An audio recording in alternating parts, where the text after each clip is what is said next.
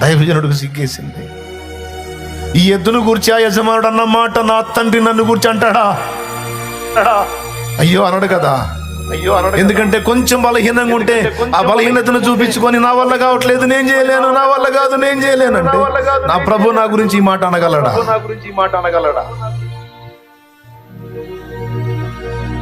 నేను అవసరమైతే నడిచి వెళ్తా. నా ప్రభు పనిలో, ఆయన సువార్త వ్యాప్తిలో, ఆత్మల రక్షణలో నేను కూడా ప్రాణం పెట్టినంత వరకు కష్టపడతా.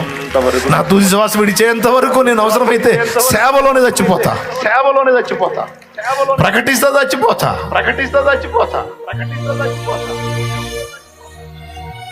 నోరు లేని పశువుకున్న నమ్మకత్వం నాకుండకపోతే,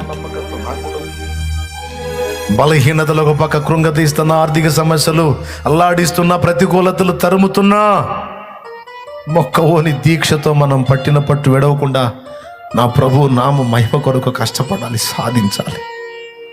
అల్పమైనవి, తుచ్చమైన వాటి కోసం టైంని పోనీయకూడదు. క్షణికమైన వాటి కోసం, అల్పమైన వాటి కోసం టైంని లాస్ చేయకూడదు.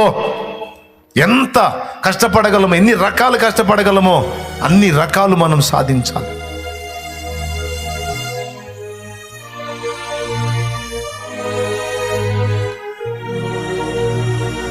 బిఆర్ అంబేద్కర్ గారి గురించి ఒక మాట చెప్తాను. నువ్వు ఏ సబ్జెక్ట్ అన్న అడుగు, ఏ ఫీల్డ్కి చెందిందని అడుగు, అందులో 60% జ్ఞానం పొందున్నాడంట. ఆయన 60% జ్ఞానం పొందున్నాడంట. అందులో ఏ సబ్జెక్ట్ అన్నా చూడు, ఏ ఫీల్డ్ అన్నా చెప్పు, నువ్వు అందులో 60% జ్ఞానం పొందున్నాడంట. 2-3 రకాలు మనం చేసి ఓ అని అంటూ ఉంటాం. ఎన్ని రకాలు తీసుకున్నాడు చూడ. అది ఉంది చూడండి, అక్కడ లిస్ట్ ఉంది చూడండి.